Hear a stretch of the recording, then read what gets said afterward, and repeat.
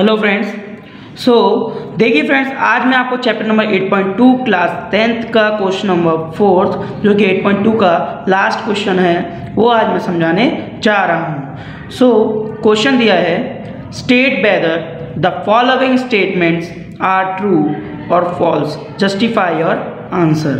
तो फ्रेंड्स, यहाँ पर जो क्वेश्चन दिख रहा है वो बोल रहा है कि बताइए कि निम्नलिखित में कौन सत्य है और कौन असत्य है। कारण सहित अपने उत्तर को पुष्टि कीजिए, मतलब उत्तर की जांच कीजिए। ठीक है, तो यहाँ पर मैंने है ना क्या करा है, आप लोगों के लिए ऑलरेडी यहाँ पर मैंने तैयार करके रख दिया है। ब्लैक डॉट में क्वेश्चन है, ब्लू डॉट में आंसर है। जी मैंने अच्छे से ढूंढ ढांड के अच्छे से आपको तैयार करके रखा है जिससे मैं आपको डिटेल में समझा सकूँ। तो देखिए यहाँ पर पहले नंबर पे है साइन ए प्लस बी इक्वल साइन ए प्लस साइन बी। तो यहाँ पर ये बोल रहा है कि हमें ये देखना है कि साइन ए प्लस बी इक्वल साइन ए प्लस साइन बी है, दोनों इक्वल है या नहीं। तो इस स्टेटमेंट को हमें देखना है कि ट्रू है या ये फॉल्स। तो देखिए फ्रेंड्स, इट इज़ फॉल्स, क्योंकि ये स्टेटमेंट जो दिख रहा है वो फॉल्स है। क्यों?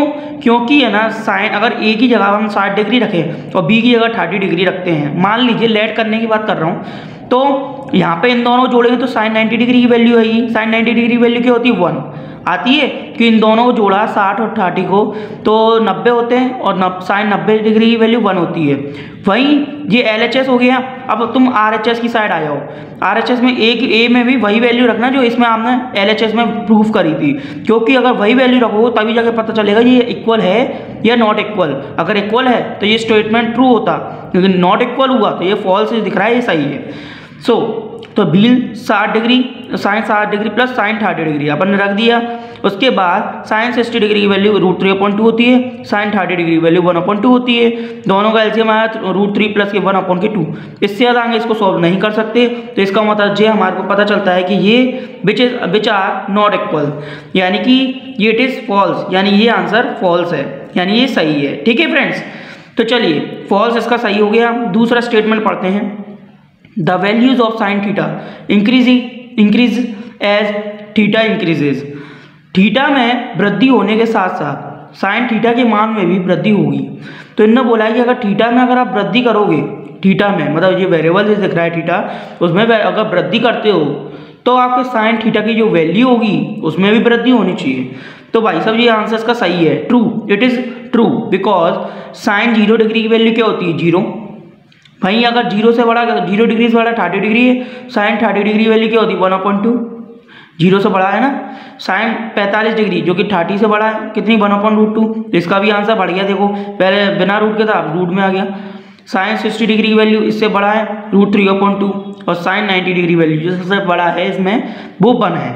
यानी 0 से लेके 1 तक ये बढ़ता चला गया क्या नहीं फ्रेंड्स? यानी ये 0 से लेके 1 के बीच की वैल्यूज थी, जो कि साइन 90 डिग्री बढ़ी तो वो भी 1 आ गई। यानी कि यहाँ पर हमने जैसे जैसे वेरिएबल बढ़ाया, मतलब थीटा का बढ़ाया 1, वैसे ही साइन थीटा की वैल्यू भी बढ़ती गई। तो ये ट्रू है आंसर। आ रही समझने? अगर आपको फिर भी समझने नहीं आ रही तो मैं बता देता हूँ। देखिए आप यहाँ पर मैंने एक पेन रखा, ठीक है भाई, मैं दूसरी पेन रखूँगा, ठीक है। तो मैंने क्या बोला, एक पेन रखता हूँ और दूसरी पेन भी रखता हूँ, तो दोनों को रखा तो ये मानी क्या जाएंगी? 2 पेन है। भाई अगर मैंने बोल दिया आपसे, इसमें मैंने एक आपसे बोल दिया कि भैया अगर ये पेन आप जो रख रहे हो वो दोनों ब्लू होनी चाहिए, ठीक है, और मैंने आपको रख दिया एक ब्लैक, है तो पेन वही लेकिन मैंने रख दी ब्लैक, तो ये क्या हो जाता? फॉल्स हो जाता। भाई अगर ये ब्लू होती तो ये ट्रू हो जाता। तो यहीं पे ये बताया गया है कि जब इन्होंने बोला कि थीटा की वैल्यू अगर अपन जो रखेंगे उससे थीटा अगर बढ़ता जाता है, यानी 0 रहा, फिर 30 रखा, फिर 45 रखा, तो जब ये थीटा बढ़ाता जा रहा है तो साइन थीटा की वैल्यू भी बढ़नी ही चाहिए। तो साइन थीटा की वैल्यू भी बढ़ रही है, 0 से 1 पहुँच गई, यानी बड़ी हो गई, इसलिए ये आंसर सही है। आई नो आपको समझ में आ गया होगा। देखिए नेक्स्ट पढ़ते हैं, sine theta is equal to में cos theta for all values of theta. तो ये बोल रहे हैं कि थीटा के सभी मानों पर sine theta is equal to में कॉस थीटा होना चाहिए, यानी थीटा की कोई भी आप वैल्यू रखो दोनों इक्वल होना चाहिए। तो भैया ये फॉल्स है। क्यों? ये स्टेटमेंट फॉल्स क्यों हुआ? इनने बोला कोई भी वैल्यू रख सकते हैं, मतलब सभी मान मतलब क्या होता है? ऑल वैल्यूज, है ना। तो ऑल वैल्यू जब उन्होंने बोली है तो हमने 30 डिग्री रखी साइन थीटा में, तो 1/2 आया। वहीं मैंने देखा कि है ना कॉस 30 डिग्री रखा, वही वैल्यू रख दी उसमें भी, तो ये √3/2 है। तो दोनों की वेरिएबल एक ही है, लेकिन वैल्यू यानी ये मान अलग अलग है, यानी ये आंसर फॉल्स हो गया, यानी this is statement is false. Okay, चलो नेक्स्ट पढ़ते हैं। Cot A is not defined for A is equals to 0 degree. A is equals to 0 degree पर कॉट ए परिभाषित नहीं है, ऐसा इन्हें क्वेश्चन ने बोला है। तो देखिए it is true because cot A है ना, cot A is equals to cot 0 हो गया, मतलब हमने ए की जगह पर क्या रख दिया, 0 डिग्री रख दी। तो कॉट 0 डिग्री हमने रख दिया, लेकिन आप लोगों को मैंने अभी इससे पहले पढ़ाया था कि जो साइन होते हैं, साइन का क्या होता है 1 कॉसेक, कॉस का क्या होता है 1 सेक, ऐसे ही टेन का क्या होता है साइन अपॉन कॉस, वहीं कॉट का क्या होता है कॉस अपॉन साइन। तो देखो कॉट की वैल्यू क्या है कॉस अपॉन साइन, लेकिन जो कॉट का वेरिएबल होगा वही साइन और कॉस का भी निकलेगा। जब कॉट का वेरिएबल 0 डिग्री है तो वही कॉस और साइन का भी क्या होगा 0 होगा क्या नहीं। जब इसका भी 0 डिग्री है, यहाँ पर कॉट 0 डिग्री है और कॉस भी साइन भी 0 डिग्री हुआ, तो कॉस 0 की डिग्री की वैल्यू क्या होती है 1 और साइन 0 डिग्री की वैल्यू क्या होती है 0। और किसी भी नंबर में 0 का डिवाइड मारें या किसी भी संख्या में 0 का भाग दे तो वो क्या होती है नॉट डिफाइंड, यानी कि अनडिफाइंड कहते हैं जिसे हम। तो ये आंसर आपका क्या है एकदम करेक्ट है, क्या है करेक्ट, यानी क्वेश्चन ने क्या बोला था cot A is not defined, सही है नॉट डिफाइंड है, क्योंकि A is equal to 0 degree रखोगे तो कॉट ए नॉट डिफाइंड ही तो होगा, ठीक है।